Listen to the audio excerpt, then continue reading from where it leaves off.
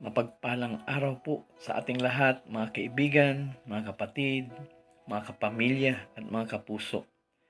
Ako po si Pastor Lito Pokis na palagi ninyong makakasama sa programa pong ito. Isang programa na maghahatid po sa inyo ng gabay sa bawat araw nating pamumuhay. Sa pamamagitan po ng pakikinig ng tinig ng ating Panginoong Jesucristo sa loob lamang po ng 10 minuto. Napakahalaga po sa bawat taong nabubuhay sa mundong ito na meron po tayong pagkilala sa Diyos na lumikha po sa atin. Dahil siya po ang nagbigay ng ating buhay, kaya sa Kanya po nagmumula ang ating hininga, yung ating kalakasan sa bawat araw at tamang kaisipan at pangunawa sa araw-araw. Kaya sabi po sa aklat po ng Juan, chapter 10, verse 4, "And when he brings out his own sheep, he goes before them, and the sheep follow, for they know his voice." Sabi po sa Tagalog translation ng Biblia, kapag nailabas na, siya'y nangunguna sa kanila. At sumusunod naman ang mga ito sapagkat kilala nila ang kanyang tinig. Kaya napakalaga po mga kapatid ko sa Panginoon na kilala po natin ang Diyos na lumikha po sa bawat isa po sa atin. Yan po ay walang iba kundi ang ating Panginoong Diyos sa pangalan po ng ating Panginoong Jesucristo. Kung kaya't inilagay po ng ating Panginoon sa puso ko ang programang ito para makapagbigay ng gabay sa bawat isa po sa atin, sa bawat paglakad po natin sa mundong ito. At ito po ang unang araw na pasimula ng programang ito para ang bawat isa po ay magkaroon ng tamang gabay sa buhay po na ito. At ito po ay sa pamamagitan po ng salita ng Diyos mismo. Ngunit bago ang lahat, dapat po ay magkaroon po tayo ng tamang pakikipagrelasyon sa ating Panginoong Jesucristo bilang ating Panginoon at tagapagligtas ng ating buhay. Kasi po ang nakakapag-avail po ng lahat ng favor mula sa ating Panginoon, of course, yung mga taong meron din pong ugnayan sa Kanya. At ito po ang katotohanan. Kaya sa sandaling ito, ikaw na nanonood po ng programang ito ay aking inaanyayahan na sumabay sa isang panalangin ng pagtanggap sa ating Panginoong Jesucristo bilang Panginoon at tagapagligtas ng ating buhay. Kaya mangyari lamang po ay sumunod po kayo at lumabas sa inyong mga bibig na napapakinggan po ng inyong tenga ang mga panalangin na ito. Kasi po, sabi po sa sulat ni Apostol Pablo sa mga taga-Roma, kung ipahahayag ng iyong bibig na si Jesus ay Panginoon at buong puso kang sasampalataya na siya'y muling binuhay ng Diyos, maliligtas ka. Amen. Ang kaligtasan po na tinutukoy po dito, ito po yung kaligtasan sa buhay na walang hanggan.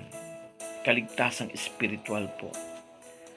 Ano po ang kaligtasan na eternal life po? Ito po yung kaligtasan ng ating kaluluwa o kaligtasang espiritual. Kasi po lahat po tayo mamamatay sa katawang lupa na ito na tinatahanan ng ating kaluluwa at espiritu. At tandaan po ninyo na ang buhay po natin ay hindi natatapos sa mundong ito. Kaya napakahalaga po na meron po tayong ugnayan kay Kristo na siyang pinakadaan papunta sa langit. At alam po ninyo, pag meron po tayong Jesus sa buhay po natin, mas daig pa po natin yung isang taong napakayaman sa mundong ito kung wala namang relasyon kay Kristo. Kasi sa totoo lang po, ang buhay po ng tao ay parang isang usok lamang na sa ngayon ay nakikita mo, pero maya't maya ang usok na ito ay nawawala na, biglang naglalaho. Ganon din po ang buhay po ng tao sa mundong ito. We cannot avoid death. Dumating man sa punto na tayo po ay kunin na ng ating Panginoon yung kanyang pahiram na buhay sa atin. Napakalaga po sa bawat isa po sa atin na meron po tayong tiyak na patutunguhan. Itong patutunguhan po na ito ay hindi po ito magkukos ng ating kapahamakan, kundi ito po ay magbibigay sa atin ng isang buhay na ganap na kasiyasiya.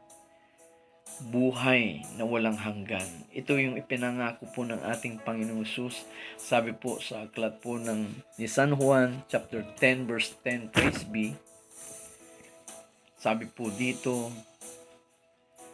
I have come that they may have life and have it to the full. Ang Diyos, ang ating Panginoong Hesus ay naparito para tayo po ay bigyan ng isang buhay na ganap at kasiyasiya. Kaya, kung ang buhay mo dito, mga kapatid ko sa Panginoon, ay medyo may kasalatan, may kahirapan, huwag kang mag-alala.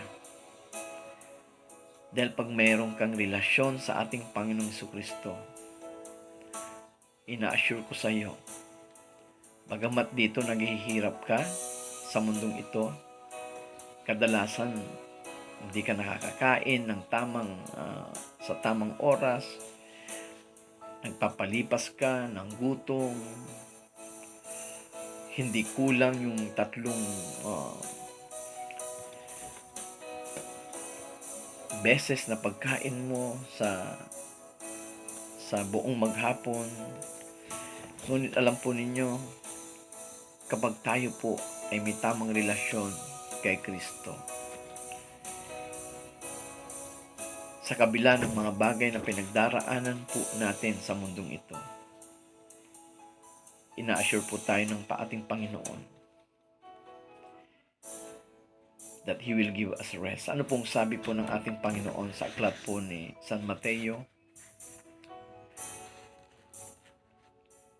chapter 11 verse 28, sabi po doon, Come to me, all of you who are weary and burdened, and I will give you rest.